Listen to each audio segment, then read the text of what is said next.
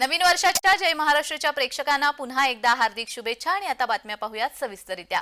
विठुरायाचा गाभारा फळाफुलांनी सजलाय। नववर्षानिमित्त विठ्ठल रुक्मिणी मंदिरामध्ये आकर्षक फळाफुलांची सजावट करण्यात आलेली आहे। नववर्षानिमित्त श्री विठ्ठल गाभारा, श्री रुक्मिणी गाभारा, त्याचबरोबर श्री संत नामदेव पायरी येथे झेंडू, शेवंती, तोरण, कामिनी अशा 300 किलो फुलांचा आणि 5000 संत्रा फळांचा वापर करून आकर्षक सजावट करण्यात आलेली आहे। ही सजावट विठ्ठल भक्त प्रदीप सिंह ठाकूर यांनी सेवाभावे तत्वावरती मोफत केली असून सजावटीचं काम श्री साई डेकोरेटर्स, शिंदे ब्रदर्स, पंढरपूर यांनी केलंय। त्यासाठी सुमारे 20 कामगारांनी परिश्रम घेतलेत।